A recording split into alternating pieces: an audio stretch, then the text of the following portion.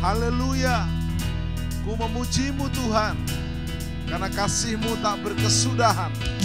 Dialah yang bernafas memuji Sang Raja, Yesus Kristus Tuhan, di atas gunung dan di dalam samudera.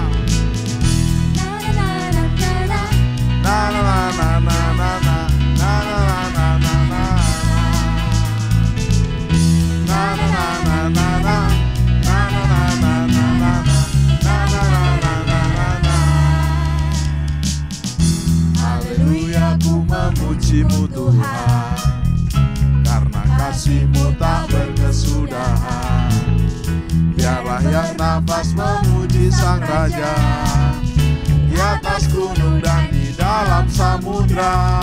Tanganku ku angkat padamu, mensyukuri rahmat yang Kau beri. Kakiku melompat bagimu, sebab rahmat-Mu baru setiap pagi. Bersyukurlah kepada Tuhan, sebab Dia baik, sebab Dia baik. Bahwasanya untuk selamanya, kasih setianya, kasih setianya. Na na na na na.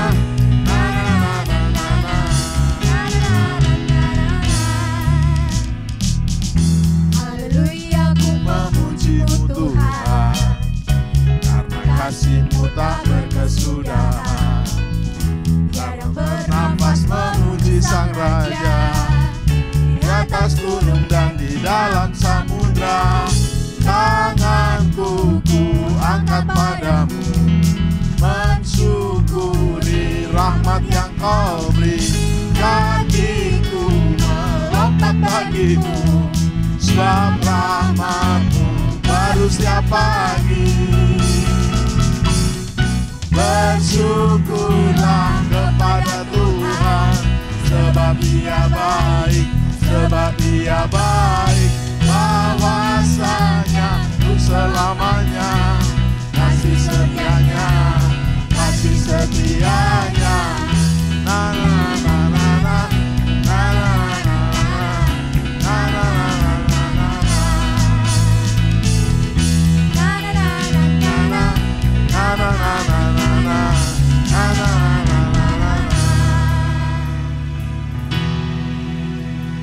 Haleluya, haleluya.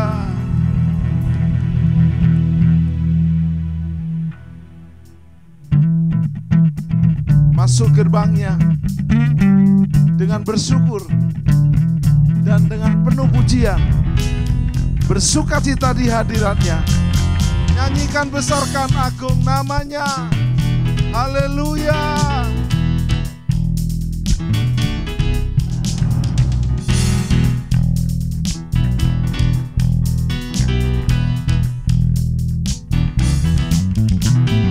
Masuk gerbangnya bersyukur dengan penuh pujian, bersuka di hadiratnya. Nyanyi, besarkan, agung namanya. Puji tiuplah sangkakala, musik dan tarian.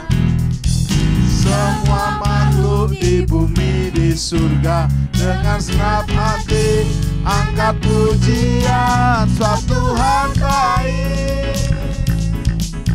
sebab Tuhan baik, sebab Tuhan baik. Anugerahnya kekal selamanya. Sebab Tuhan baik, sebab Tuhan baik, sebab Tuhan baik. Anugerahnya kekal selamanya. Sebab Tuhan baik, sebab Tuhan baik, sebab Tuhan baik, sebab Tuhan baik. Anugerahnya kekal selamanya. Sebab Tuhan baik, sebab Tuhan baik, sebab Sebab Tuhan baik, anugerahnya kekal selamanya.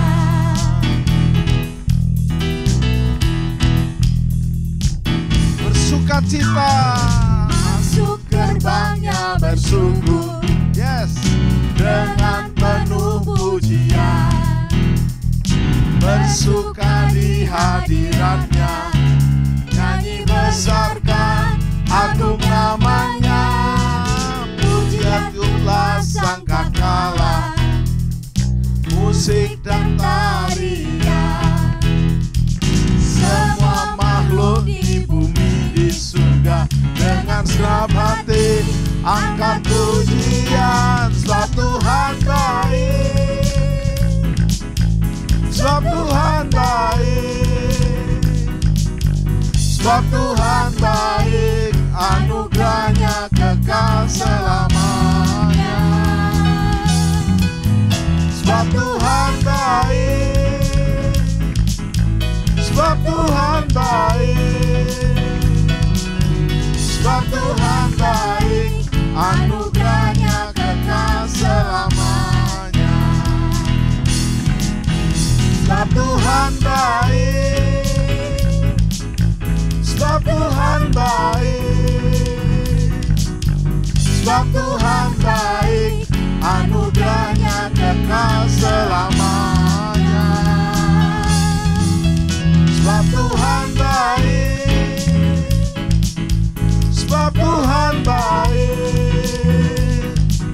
sebab Tuhan baik, anugerahnya kekal selamanya.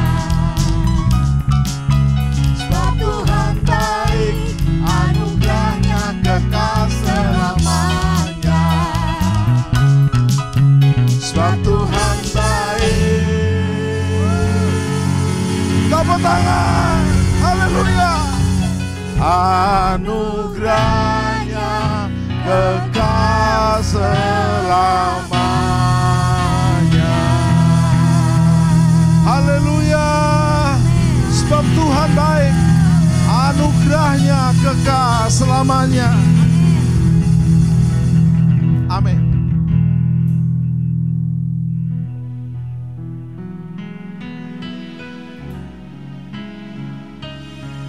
Mari kita bersyukur kepada Tuhan atas kasih-Nya. Ku bermazmur bagi nama-Mu yang kudus, sebab Engkau kebenaranku. Padamu ku percaya, betapa mulianya nama Tuhanku. Ku rindu menyatakan,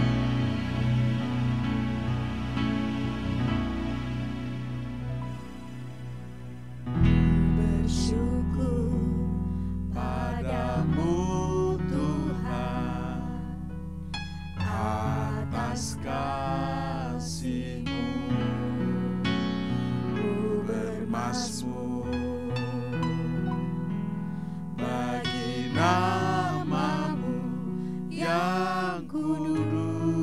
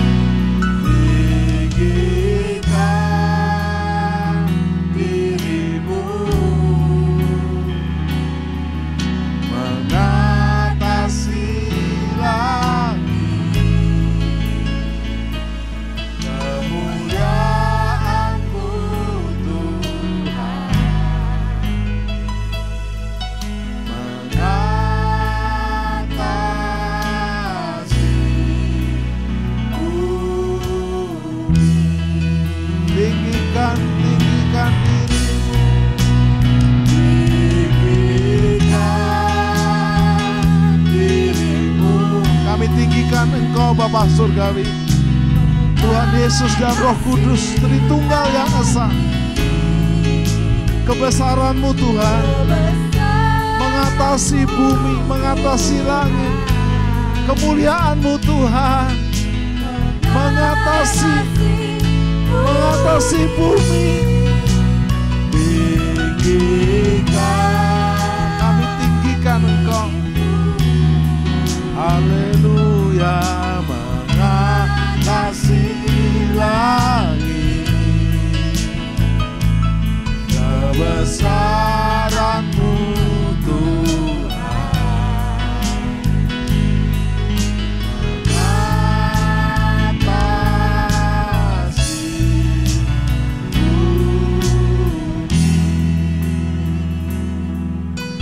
kita naikkan dengan hati yang sungguh-sungguh. Kami bersyukur Bapa. Kami bersyukur Tuhan Yesus. Kami bersyukur Tuhan Yesus dan Roh Kudus. Kasih-Mu. Kami juga bermazmur bagi nama-Mu yang kudus. Kuralama sandara Bapa Kara. Dimanapun saudara berada, Dia adalah omnipresent, maha hadir. Pastikan dalam kebenaran dan rohnya Engkau menjadi penyembah yang benar. Percaya, karena betapa mulianya Tuhan kita. Kami rindu menyatakan. Mari angkat tangan kita bersama-sama. Kami tinggikan diri-Mu, mengatasi langit. Kebesaran-Mu Tuhan mengatasi bumi. Tinggikan diri-Mu, mengatasi langit. Kemuliaan-Mu Tuhan mengatasi bumi.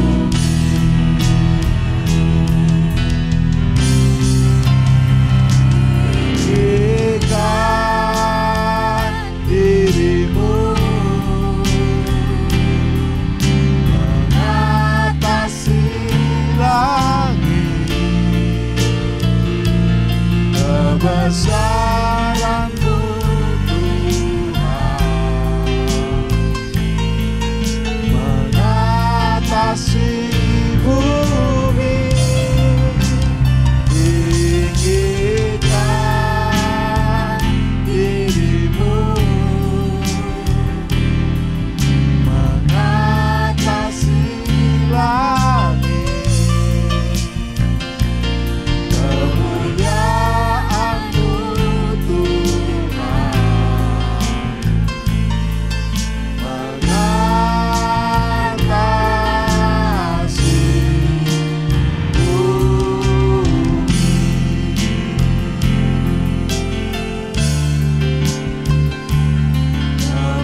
kemuliaan-Mu Tuhan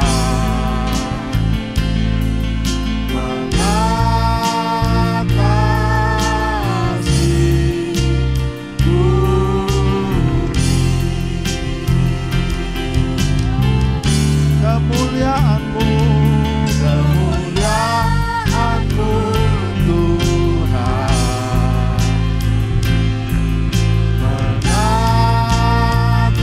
mengatasi bumi. Tepuk tangan buat Yesus Tuhan kita. Kami sembah. Kemuliaan-Mu mengatasi jagat raya semesta alam. Kemuliaan-Mu mengatasi langit. Kemuliaan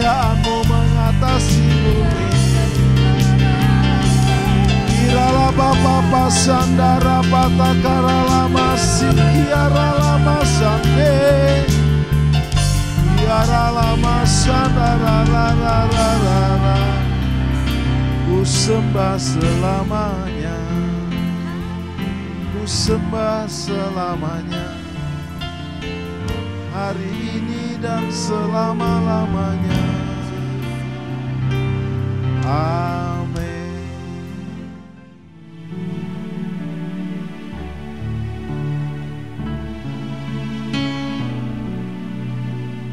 Puji nama Tuhan Yesus Kristus.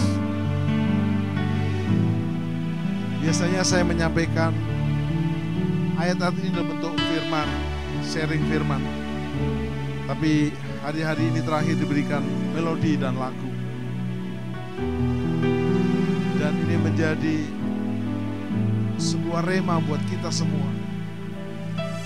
Bahwa kita menyembah Tritunggal yang Esa, Bapa di surga, Yesus Kristus dan Roh Kudus. Dengan segenap hati, segenap jiwa, dan akal budi kita.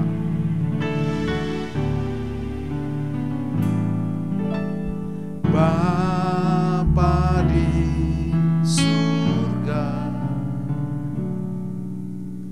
Yesus Kristus, Roh Kudus,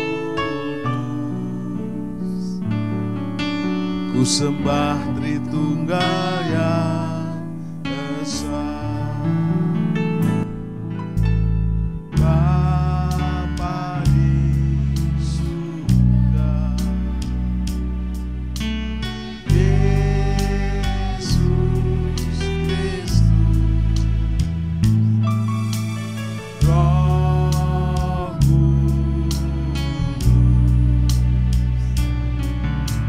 Sembah Tritunggal yang Esa,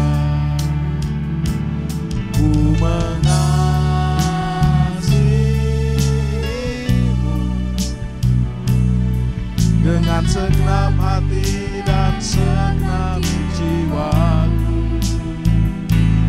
Ku mengasihimu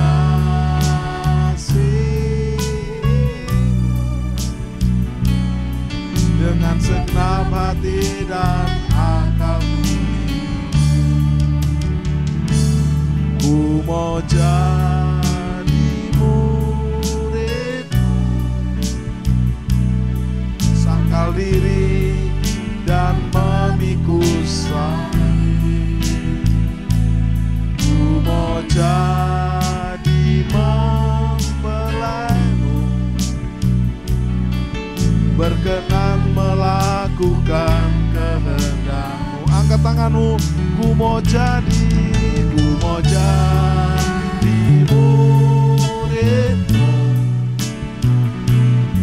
sangkal diri dan memikul salib. Ku mau jadi mempelaimu, berkenan melakukan kehendak-Mu, berkenan melakukan kehendak-Mu, berkenan melakukan kehendak-Mu. Ku mau jadi murid-Mu Yesus, sangkal diri dan memikul salibku. Ku mau jadi mempelaimu Kristus, berkenan dan hanya melakukan kehendak-Mu. Salam penyembahan. Sobat penyembah, kita berjumpa kembali dalam program Worship at Home, menyembah dari rumah. Allah Bapa kita dalam Yesus dan Roh Kudus adalah Allah yang omnipresent, maha hadir di mana-mana. Setelah kita memuji menyembah Tuhan dari rumah kita, di tempat kantor kita, dari mana kita berada, kita akan menerima firman Tuhan. Khusus pada saat ini kita akan belajar tentang perang-perang di Alkitab. Perhatikan, di Alkitab, bukan di mana-mana. Di Alkitab di akhir zaman. ada dua bagian perang yang terpenting, yaitu perang Gog Magog dan perang Harmagedon. Kita nggak boleh berdoa, Tuhan batalkan perang itu, nggak bisa, pasti terjadi. Cuma bagaimana itu detailnya, kita telah undang hambanya, Pastor Daniel Krishna Supangat, spesialis akhir zaman. Salam hambanya. Shalom. Wah, bajunya sudah baju merah nih, siap perang. Dalam peperangan rohani, Pak ya. Amin. Baik. Di Alkitab, di akhirnya akhir zaman ada dua perang yang penting, yaitu Gog Magog dan Harmagedon. Kita mau batasi di Gog Magog dulu, kita bongkar habis, lalu bagaimana persiapan kita. Apa yang dinamakan perang Gog Magog, Pak Dani? Ya, puji Tuhan. Nah, Bapak Ibu, peristiwa Gog Magog ini itu terambil dari Yeskel 38 ya. Ya. Nah, di Yeskel 38 ini kalau kita baca seluruhnya, konteksnya adalah untuk orang Yahudi. Jadi ini adalah semacam katakanlah teguran bagi Israel. Jadi kayak shock terapi. Nah, jadi poinnya di sini harus kita ketahui bahwa Tuhan itu tidak merancang perang. Tuhan merancangkan masa depan pengharapan, perkara-perkara yang baik. Rancanganku mengenai kamu, kata Tuhan, bukan perang tapi damai sejahtera. Damai sejahtera. Nah, tetapi kemudian kenapa timbul perang? Karena iblis itu pencuri, pembunuh, peminasa. Nah, dia masuk ke banyak bangsa. Hei rusuh. Kenapa rusuh bangsa-bangsa? Nah, jadi di situ iblis ambil bagian di dalamnya. Nah, tetapi kemudian dalam perjalanan waktu Tuhan itu maha mengetahui bahwa dalam perjalanan waktu nanti kejahatan manusia akan mencapai level ini atau bagaimana iblis bergerak di area ini. Maka ini nubuatannya kepada Nabi Yeskiel. Dan ini nubuatannya jauh sebelum zaman Tuhan Yesus. Nah, dikatakan di dalam Yeskiel 38 firman Tuhan tentang Gog di tanah Magog. Datanglah firman Tuhan kepadaku, hai anak manusia, tunjukkanlah mukamu kepada Gog di tanah Magog, yaitu Raja Agung negeri Meseh dan Tubal, dan bernubuatlah melawan dia.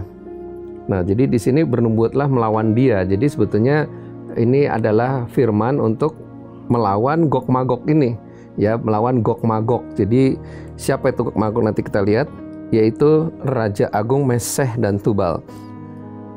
3. Dan katakanlah beginilah firman Tuhan Allah, lihat aku akan menjadi lawanmu, hai Gog Raja Agung negeri Meseh dan Tubal. Jadi poinnya sebetulnya perang ini Tuhan yang berperang, aku akan menjadi lawanmu, ya kan? Jadi perang ini di pihak Tuhan.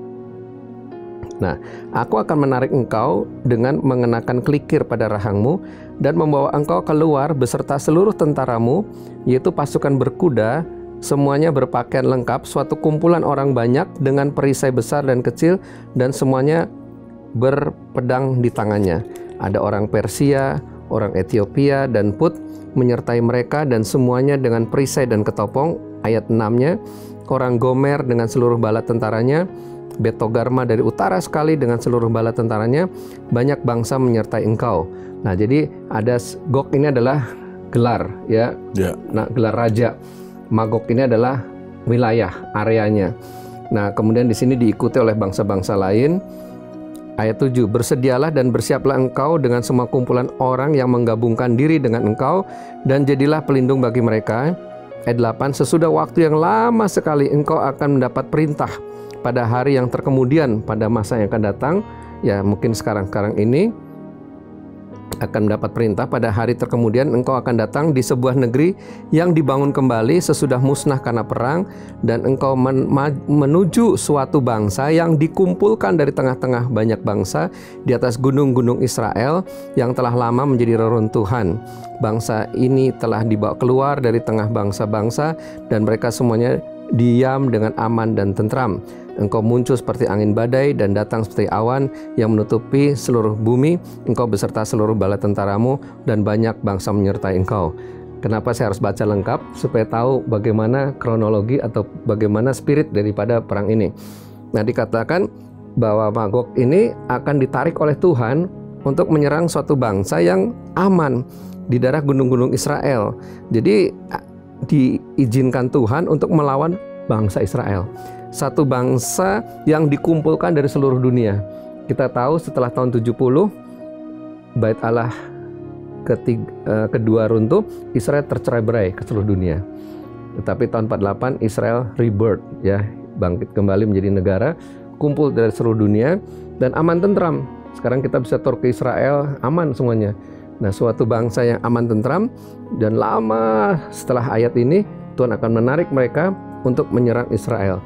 Nah, itulah yang disebut oleh Yeremia 30 ayat 7, masa kesusahan Yakub, masa kesusahan Israel, di mana Israel yang akan menjadi peran utama. Ada 7 tahun masa kesusahan Israel, di mana Israel akan mengalami perang. Jadi semua perang ini ditujukannya kepada Israel supaya apa? Supaya taubat. Goalnya supaya dia bertobat, supaya mereka kembali kepada Tuhan. Nah, perang yang pertama ini disebut perang Gog Magog. Gog di tanah Magog. Nah, siapa ini Magog? Siapa Meseh dan Tubal? Nah, kita kembali ke Kejadian 10. Ini adalah keturunan Yafet. Menarik juga ya, Tuhan memakai keturunan Yafet ini untuk melawan keturunan Sem. Ya, bangsa Israel ini dari Sem, dia adalah bangsa pilihan Tuhan. Nah, jadi dari keturunan Yafet inilah muncul nama-nama, ada Magog, ada Meseh, ada Tubal, ada Bet Togarma, ada Gomer, dan seterusnya. Jadi ini adalah perang, mereka tinggal di utara sekali.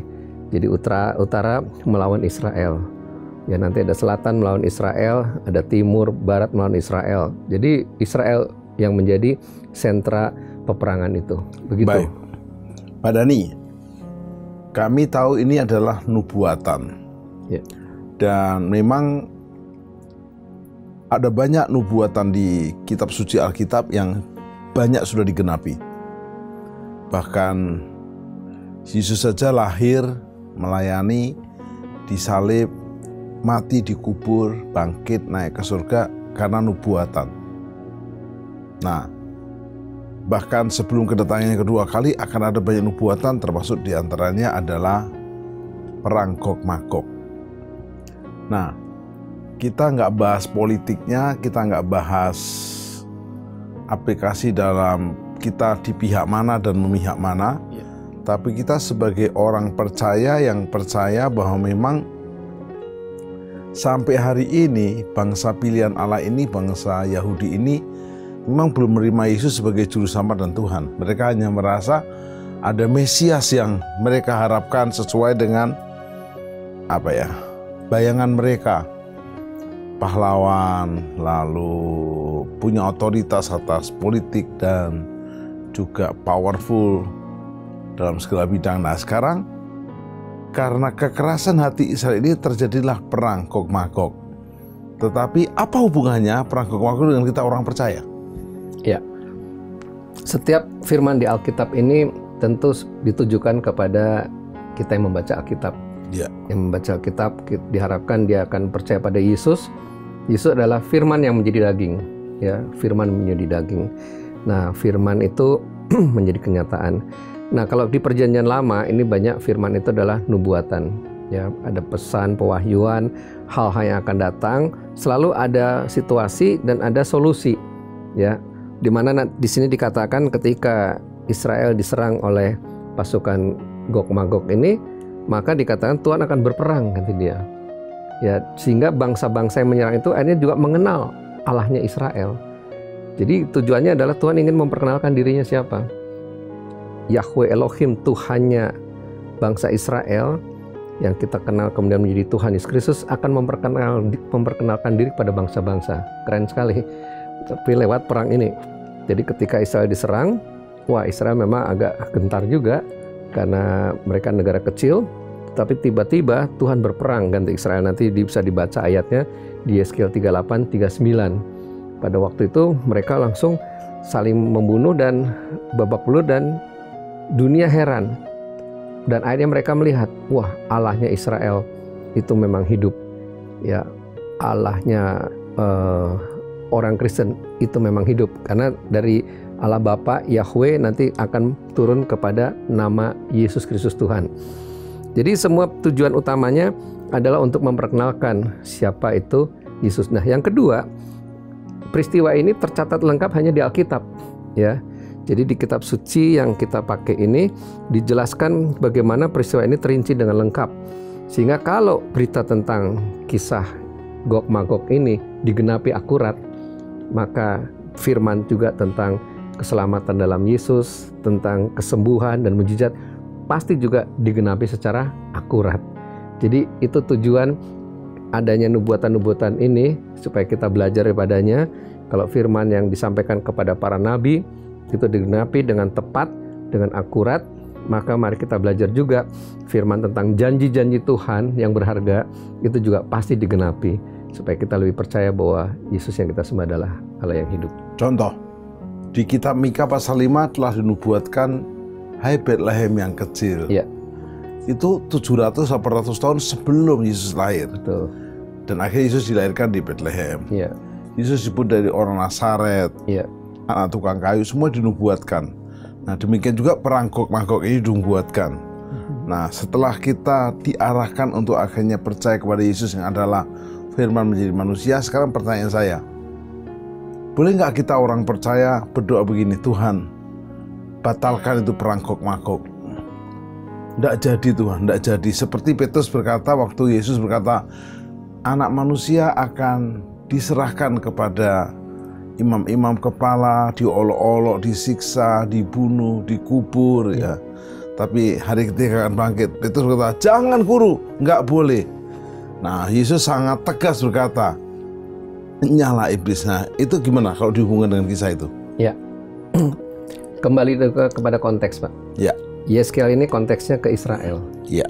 Jadi goalnya itu untuk bangsa Israel. Jadi sampai hari ini orang Yahudi membaca kitab Yeskiel, Pak. Ya. Nah, kita orang percaya gimana? Kita berdoa untuk Israel. Tuhan, kami berdoa untuk bangsa pilihan-Mu Tuhan. Buka mata rohani mereka. Ketika mereka melihat mereka dalam ancaman, apalagi ketika mereka masuk dalam penggenapan firman ini, buat mereka sadar bahwa firman ini digenapi dan selalu ada solusinya supaya mereka bertobat. Buat kita orang Kristen, perang Gog Magog ini nggak terlalu nendang, Mbak. Nggak terlalu pengaruh, ya kan? Tetapi kita tahu bahwa firman ini ya dan amin terjadi, faktanya begini. Tetapi ini tujuan utamanya untuk pertobatan bangsa Israel. Karena Israel itu masih melawan Kristus sampai hari ini. Dan ketika mereka melihat apa yang mereka baca, wah ternyata ini kepada kita di gunung-gunung Israel. Dan mereka mulai ada ancaman dari utara. Jadi kan? Pak Dhani, sebenarnya apa sih dosa bangsa Israel sehingga sampai diserang supaya bertobat?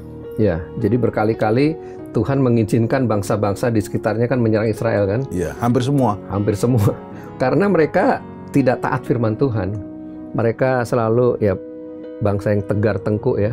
Udah datang nabi diingetin, mereka tobat ya, tobat kumat. Nah, puncaknya itu justru memang menyedihkan, justru pada zaman Raja Salomo ya. Mereka jadi menyembah berhala luar biasa, sampai akhirnya Israel pecah dua. Nah, Israel Utara dengan 10 sukunya di bawah penjajahan bangsa Asyur, di bawah tekanan bangsa Asyur, bangsa Syria sekarang. Dan Israel Selatan, suku Yehuda dan Benyamin, itu mereka dibuang ke Babilonia. Ya, mereka selama 70 tahun diperbudak di Babilonia. Jadi akhirnya disitulah mereka harus mungkin dimurnikan ya imannya, dikembalikan.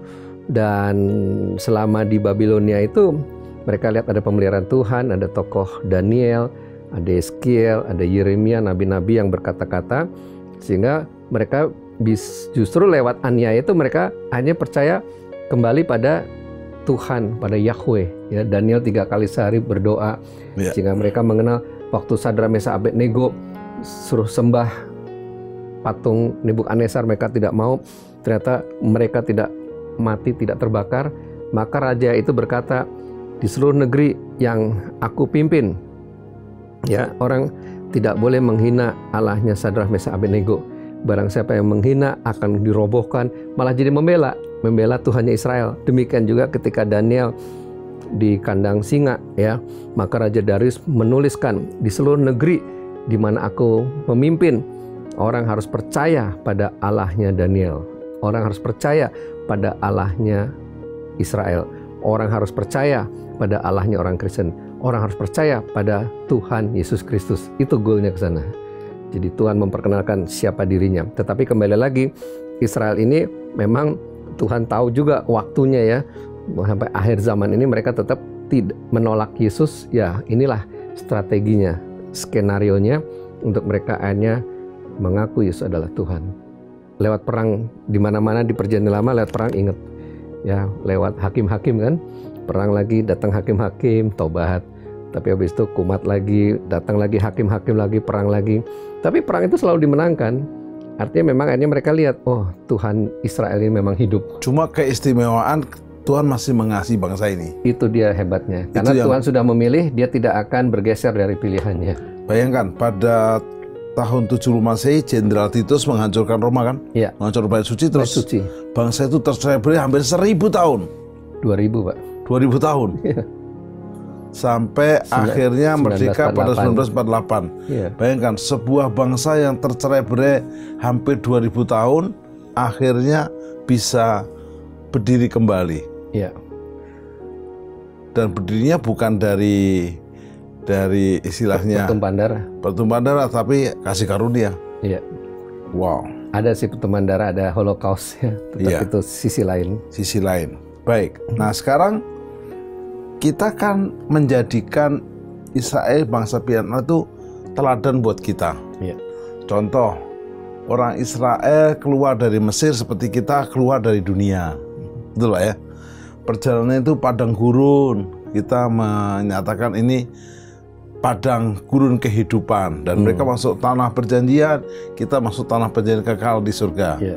Nah, sekarang kalau dihubungkan dengan perang Gog Magog ini, dihubungkan dengan keluaran kita bagaimana Pak Dhani? Ya, ya kalau mau dicocokologi ya artinya dicocokkan.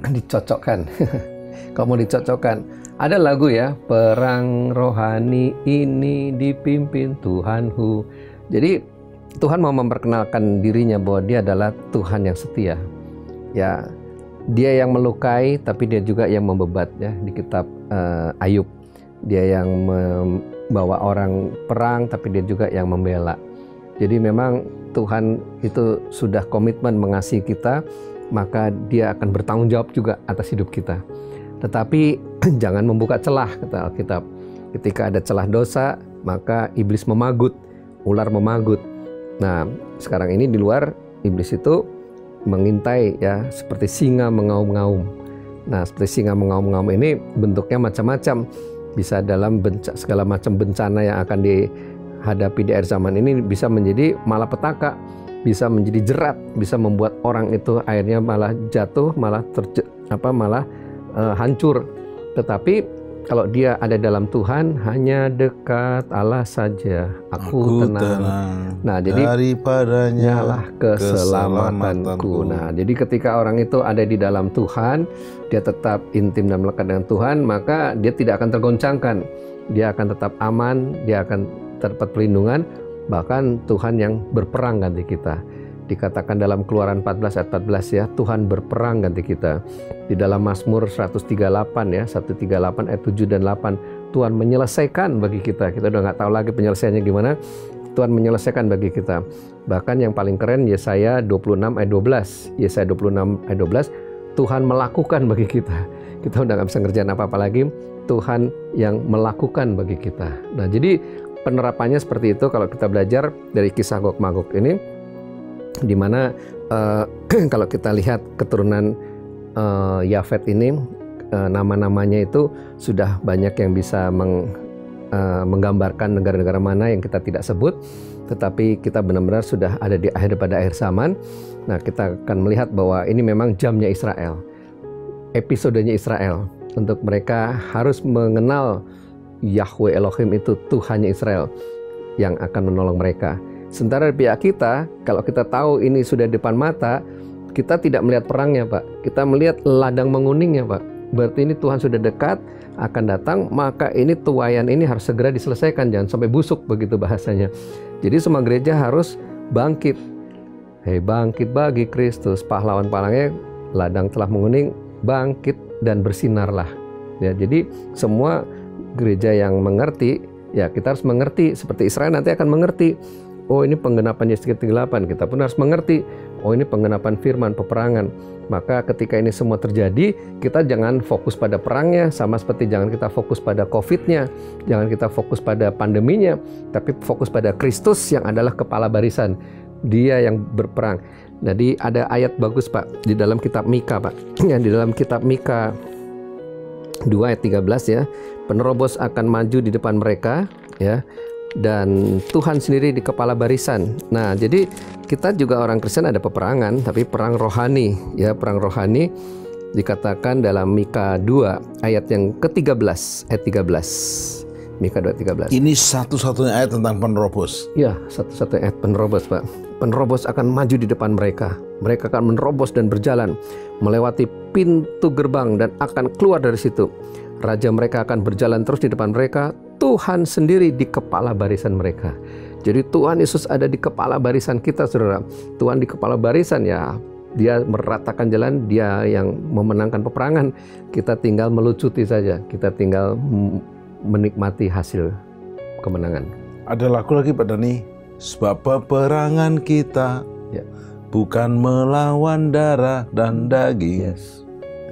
Jadi saya perhatikan Musa waktu perang melawan Amalek itu, Musa cuma angkat tongkat, Yosua maju dan menang. Ya. Waktu mengalahkan Yeriko cuma ngelilingi tembok dan temboknya runtuh. Ya. Jadi waktu di lembah Yosafat, Ya. mereka hanya nyanyi memuji Tuhan dan Ya. musuhnya lari tunggang-langgang dan mereka tercerai-berai.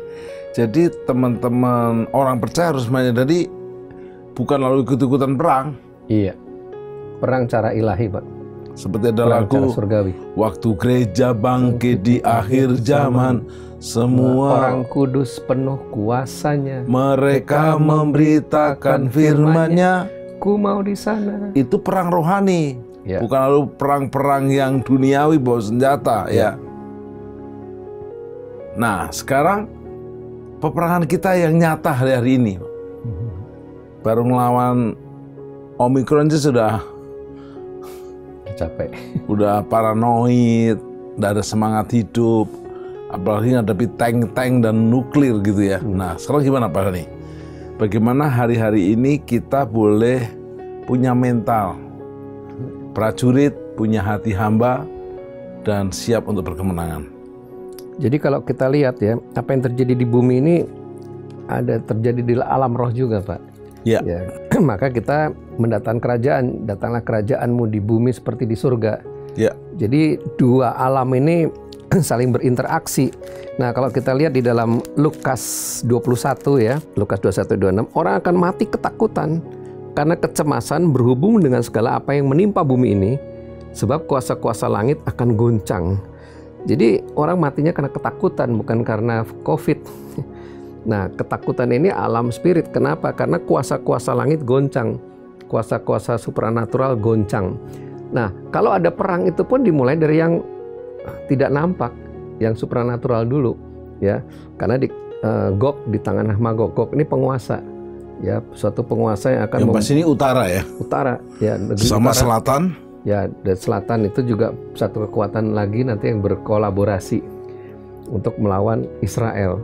Nah, tetapi di sini kita melihat ini ada satu spirit ya yang membuat mereka berkolaborasi sehingga nanti diwujudkan dalam bentuk perang fisik. Ya, karena mereka bisanya lewat perang fisik. Tetapi buat kita anak-anak Tuhan, kita ini hidup dalam dunia roh, ya, alam roh. Nah, jadi perang kita bukan melawan darah dan daging. Memang kita tidak akan melawan iblis pakai senjata, ya, tetapi senjata perang kita adalah firman, senjata perang kita adalah doa penyembahan. Maka di bagian sisi kita, karena dikatakan di sini kuasa langit akan goncang, ya, 1 Petrus 4 ayat 7. 1 Petrus 4 ayat 7, kesudahan segala sesuatu sudah dekat. Kuasailah dirimu. Kuasai diri, jadilah tenang supaya bisa berdoa. Nah, jadi memang ketika kita melihat alam fisik, mereka perang secara fisik, kita masuk dalam alam roh, Pak, dunia roh. Bisa nggak korbannya dikurangin? Perang tidak bisa dihindari, tanda-tanda zaman. Tetap kita berdoa, tetap perdamaian, mungkin perdamaian sesaat ya, karena kan seperti wanita sakit bersalin ya, udah kontraksi, udah mau lahir anaknya, tetapi baru bukaan 3, hilang sebentar, toto udah kontraksi lagi, toto ke rumah sakit, baru bukaan 7, masih belum waktunya Bu, pulang aja, baru udah kontraksi kuat, ketuban pecah, bayi pun lahir. Nah demikian juga ini, Pak, kita doakan perdamaian, oke, tetap kita harus berdoa untuk, kan Tuhan bilang kan, doakan kesejahteraan kota di mana engkau aku buang. Tetap Pak, kita harus berdoa untuk suatu perdamaian. Tapi bukan doanya kayak kami batalkan semua perang, kami batalkan nubuatan. Nah, itu enggak. Tapi kita berdoa, Tuhan adakan perdamaian. Belas kasihan-Mu Tuhan. Ada ceasefire kan, ada gencatan senjata. Nah sementara gencatan senjata Tuhan buat mereka Tuhan yang udah tercerai-berai, pertemukan dengan anak-anak Tuhan, pertemukan dengan orang yang menolong. Belas kasihan-Mu Tuhan atas mereka, bahkan pertemukan diri mereka dengan Tuhan Yesus, bisa mereka ketemu lagi lari, lagi melarikan diri karena ketakutan, ada Yesus yang menolong, ada Yesus yang memeluk. Itu alam roh semua Pak, itu yang bisa kita lakukan Pak. Sekarang saya tanya pada nih, iblis itu kayaknya nggak tahu ya akhirnya akan kalah dia, sehingga dia terus berjuang terus, kok nggak pernah putus asa gitu. Ya karena dia diberi kesempatan ya. 3,5 tahun kedua nanti masa antikris, ya Tuhan itu adil. Saking adilnya sampai iblis juga diberi kesempatan. Kan waktu Ayub juga gitu. Silakan kamu boleh cobai Ayub ya, tapi jangan ambil nyawanya. Diberi, karena masih ada episode Lucifer. Tetapi dia tahu sebetulnya masa depannya bagaimana. Jadi kalau ada istilah begini, iblis akan mengingatkan masa lalumu. Kamu tuh dulu pernah dosanya parah, kamu pernah membunuh. Iblis selalu mengingatkan masa lalu kita yang jelek-jelek, tapi kita katakan ingatkan iblis akan masa depannya. Karena iblis kalau lihat masa depannya dia akan ingat, dia akan diikat 1000 tahun lamanya dan dibuang ke neraka. Nah jadi kalau udah begitu ya iblis akan mundur. Nah tetapi intinya kenapa dia kok nggak capek ya, karena memang itulah dia bahkan bisa masih menarik sepertiga malaikat di surga bisa ditipu untuk berkoalisi sama dia untuk melawan Tuhan. Ya bagaimana dia mau menjanjikan banyak tapi terakhir bohong gitu ya. Ya, bapak pendusta, dia bolos. Bahkan dikatakan di Yakobus 4:7, tunduklah kepada Allah maka iblis akan lari daripada-Mu. Lari. Berarti peperangannya betul-betul peperangan diri kita. Ya. Melawan ego kita ya. Ya. Nah sekarang saya hubungkan dengan peperangan rohani Pak Dhani. Ya. Secara pribadi kan hari-hari ini kita juga perang, menghadapi keputusasaan, menghadapi pandemi, menghadapi ketakutan kabar perang nuklir, perang kimia, sehingga kadang-kadang ada beberapa orang pengen, mohon maaf, kalah sebelum perang. Kayak pemain bulu tangkis itu belum penting, udah saya kalah aja deh. Nah, bagaimana strategi peperangan kita di hari-hari ini? Sebagai suami kadang udah menyerah sebelum bertanding, sebagai anak, sebagai istri, sebagai hamba Tuhan bahkan. Jadi sebenarnya peperangan rohani yang kita hadapi hari-hari ini apa coba Dhani? Ya, jadi iblis itu menyerang lewat jiwa ya. Mulai pikiran dulu, pikiran negatif, pikiran khawatir apa yang akan kau makan, minum, pakai. Itu menurunkan imun pasti. Menurunkan imun, khawatir. Nah, janganlah kamu khawatir tentang apapun juga, ya, tapi nyatakanlah dalam doa. Nah, jadi kekhawatiran inilah yang membuat akhirnya ketakutan. Nah, dari level ketakutan, akhirnya dia paranoid, bisa jadi bunuh diri, atau dia meninggalkan Tuhan, kecewa sama Tuhan. Nah, ini semua di dunia spiritual, Pak. Jadi kalau Israel itu gambaran orang Kristen ya, perang lawan musuh-musuhnya ya melawan iblis. Nah tetapi dirohanikan, nah kita bisa belajar. Saya sedang tertarik dengan doa peperangan ini harus dua-dua. Ketika Tuhan Yesus mengutus murid-muridnya, dia mengutus dua orang, betul nggak Pak? Nah di dalam doa peperangan itu ada dua sisi. Ada yang satu berjaga-jaga di menara doa, ada yang satu di lapangan. Ya, yang di lapangan ini yang langsung dia keliling masuk ke wilayah yang terdampak, dia tengking, dia ikat. Tapi harus ada yang di ruang doanya juga, yang penyembahan terus-menerus. Nah ini seperti kasus di Keluaran 17 ayat 17, ada Musa yang di atas gunung.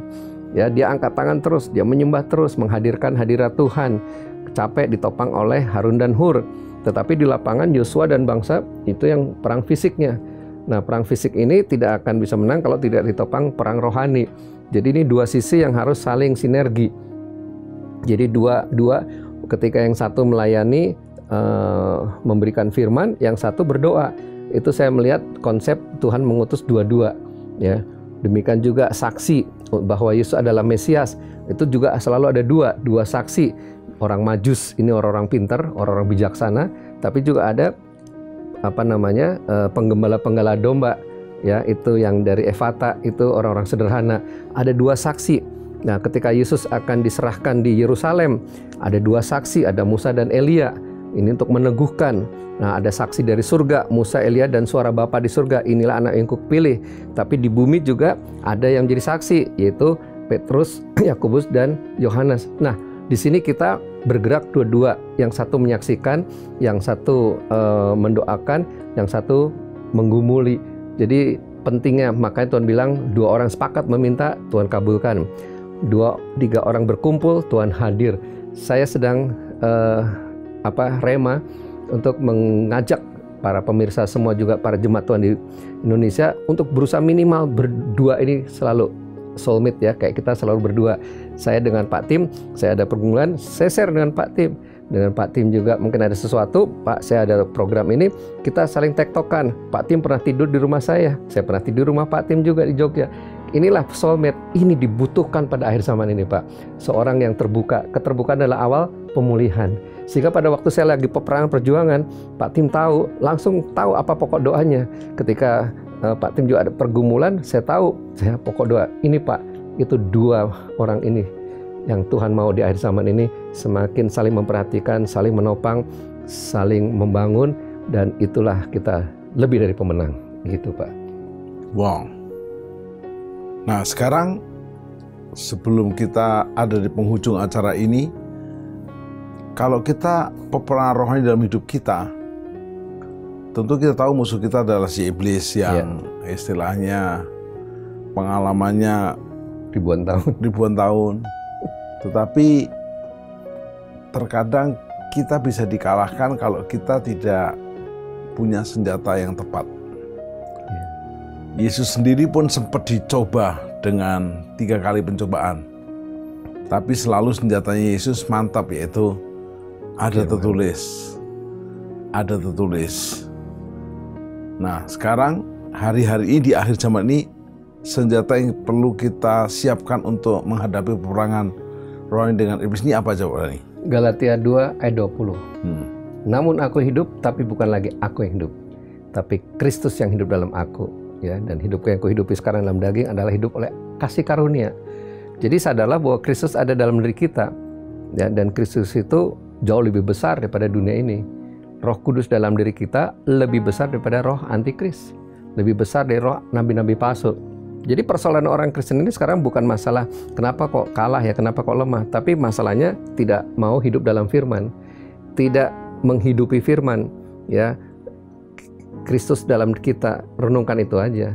Ya, Yesus makan bersama kita, kita bersama dia.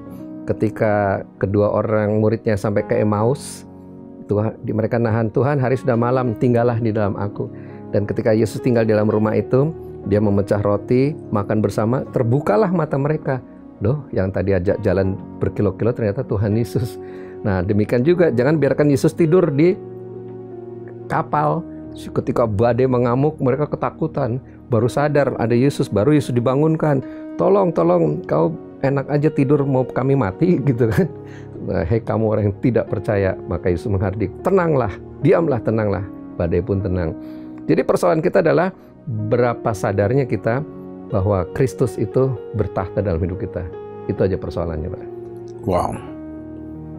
Waktu Yesus bertahta, pasti senjata firman, ya, darah Kristus, pilur Yesus, beres, selesai. Nah, sekarang pengalaman Pak Dhani di ujung acara ini.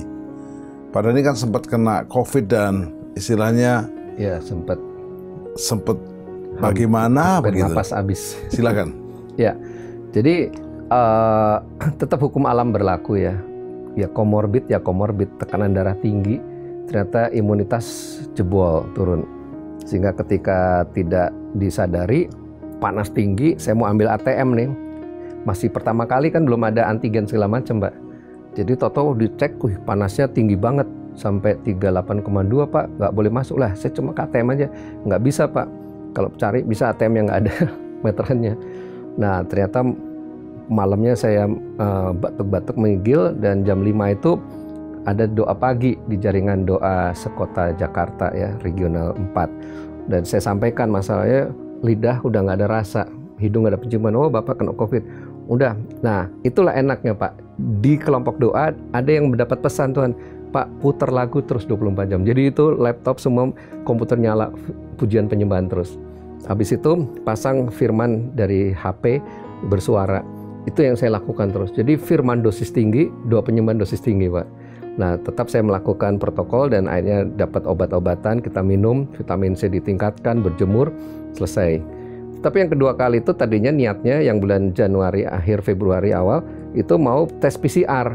Karena ada satu syarat yang saya harus penuhi, yaitu PCR kok mahal 950.000. Saya ke rumah sakit, oh nggak bisa Pak, harus ke puskesmas. Jadi saya ikutin puskesmas sekali 2 kali. Ternyata di puskesmas itu, wah Bapak ini kena COVID, tahu dari mana? Ya pengalaman dia pakai APD di luar, dicek, coba Bapak lihat ini rasa asin nggak, ada tukang bakso nggak ada, coba kasih cabai nggak ada rasa, coba cium ini nggak ada cium, udah Bapak kena, dikasih obat lagi.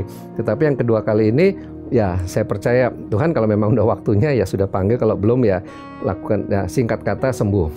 Tapi yang ketiga itu sudah negatif Pak, antigen negatif, PCR negatif, tapi kok penciuman juga tetap hilang. Sudah suntik. Nah itulah karena komorbid. Nah jadi pokok doanya apa?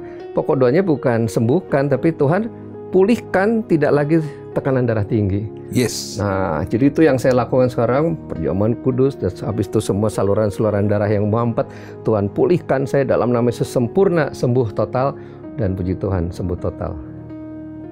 Yes, thank you Pastor Dhani. Jadi Bapak Ibu Saudara, jangan menyerah. Pak Dhani nyaris-nyaris tapi punya iman yang kuat. Apa yang buat Anda sekarang hari ini hampir-hampir menyerah? Jangan menyerah. Tunduk kepada Allah, lawan iblis, iblis akan lari daripadamu. Terlebih kita tahu, Yesus yang sudah menang memberi janji kepada kita, kita ini akan menjadi lebih dari pemenang. Seperti ujian, lebih dari pemenang dalam segala perkara. Karena itu pastikan bertobat dari dosa kita, menerima Yesus sebagai juru selamat dan Tuhan kita, mengiringi Yesus sampai rapture, sampai selama-lamanya. Mari kita berdoa. Sempurnakan sharing ini, perang Gog Magog nanti akan terjadi atas Israel, bangsa pilihan Allah. Tapi hari ini kami mengalami peperangan rohani supaya kami tidak menyerah kalah, tapi kami siap maju berperang secara rohani, tunduk kepada Allah di dalam Yesus dan Roh Kudus, dan melawan iblis. Kemenangan menyertai kami, bahkan kami mendapatkan janji Yesus, yaitu lebih dari pemenang dalam segala perkara dalam nama Yesus. Amin. Sampai jumpa di program Worship at Home yang akan datang lebih luar biasa lagi. Salam penyembahan. Tuhan Yesus memberkati.